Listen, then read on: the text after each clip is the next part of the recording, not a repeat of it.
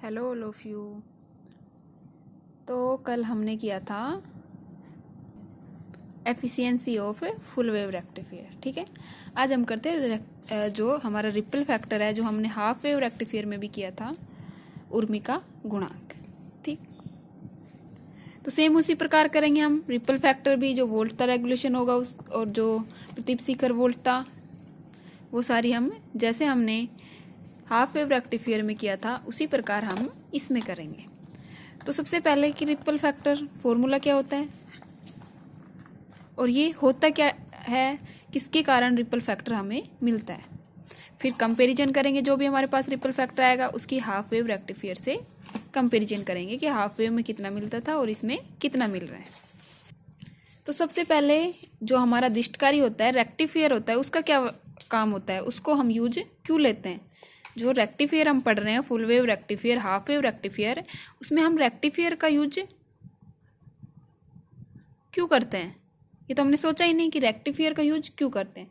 तो जो रेक्टिफायर है वो जो हमारी अल्टरनेटिंग जो वोल्टता होती है उसको डायरेक्ट वोल्टेज में कन्वर्ट करने के लिए हम दिष्टकारी वोल्टता मतलब दिष्टकारी का प्रयोग करते हैं, रेक्टिफायर का यूज करते हैं, ठीक है। तो जब हम रेक्टिफायर का यूज करते हैं, जो हमारी एसी वोल्टेज है उसको डीसी वोल्टेज में कन्वर्ट करने के लिए, तो पूरी तो हमें डीसी नहीं मिल जाती, कुछ मात्रा में एसी वोल्टेज भी रहती है। रेक्टिफायर के कारण पूरी हमें डीसी नहीं मिल पाती, ठीक है। तो कुछ मात्रा में हमारे पास एसी वोल्टेज भी रहती है। तो इन चीज़ों का जो रिजल्ट होता है वो हम रिपल फैक्टर के रूप में प्रयोग करते हैं। तो रिपल फैक्टर को आर से डिनोट करते हैं। इसका फॉर्मूला क्या होता है, प्रत्यावर्ती धारा का प्रभावी मान अपॉन दिष्ट धारा का औसत मान। ध्यान रखना, नीचे एवरेज वैल्यू लेते हैं डायरेक्ट करंट की, तो और इफेक्टिव वैल्यू प्रभावी मान लेते हैं इसका प्रत्यावर्ती धारा का। तो क्या होगा, इफेक्टिव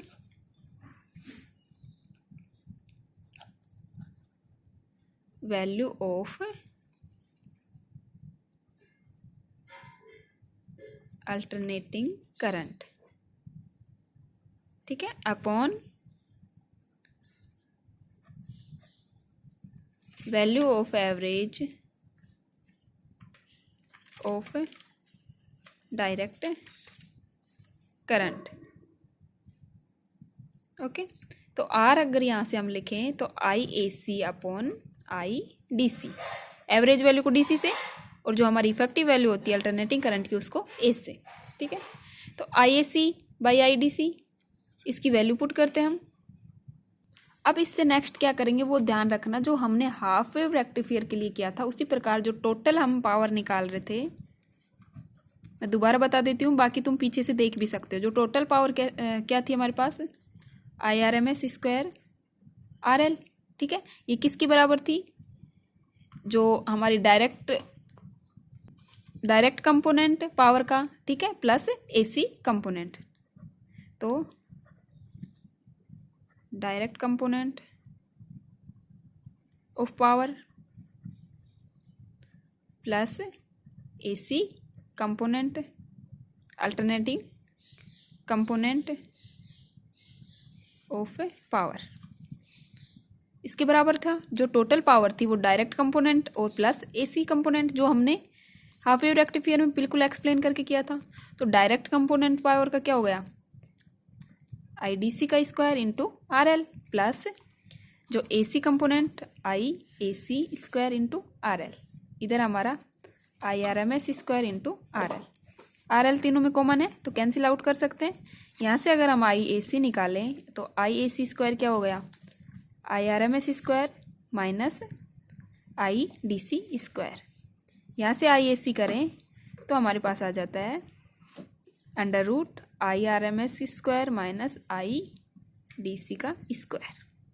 क्लियर यहाँ तक कि जो आई ए सी हमने इस तरीके से जो पीछे निकाली थी उसी प्रकार निकालेंगे। तो आई ए सी की वैल्यू हम यहाँ पुट करते हैं तो हमारे पास क्या आ गया, under root I R M S square minus I D C square upon I D C.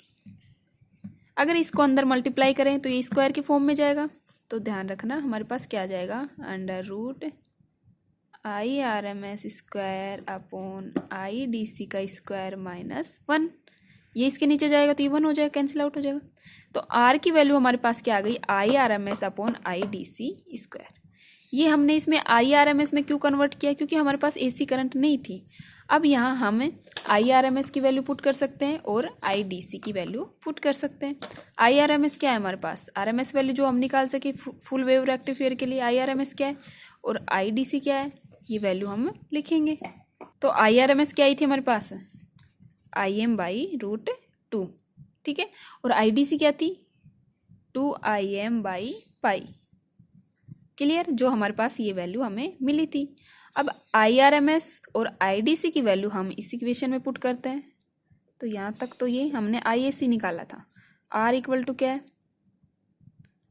IRMS² upon IDC का स्क्वायर -1 √ यहाँ वैल्यू पुट करते हैं IRMS, इसका स्क्वायर करेंगे तो यहाँ क्या Im²/2, और यहाँ इसका स्क्वायर करेंगे तो 4Im²/π² -1 और √ Im² से Im² कैंसिल, ये पाई ऊपर चला जाएगा तो यहाँ क्या हो जाएगा π²/4 × 2 8 -1 √ यहाँ कर हम पाई की वैल्यू पुट करें, पाई की वैल्यू क्या है 3.14 और 8, तो इसको सोल्व करें तो R हमारे पास मिलता है, मैं इधर कर रही हूँ ध्यान रखना, R इक्वल टू π² 3.14 का स्क्वायर बाई 8 -1 और ये √ अगर इसको हम सोल्व करें तो हमारे पास R की वैल्यू मिलती है 0.482, ठीक है।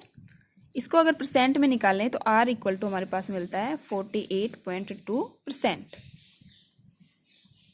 और हाफ वेव रेक्टिफायर के लिए हमें कितना मिला था रिपल फैक्टर,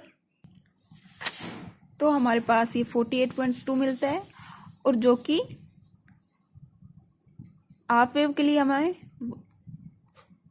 121% मिलता था, जो कि बहुत ज़्यादा था।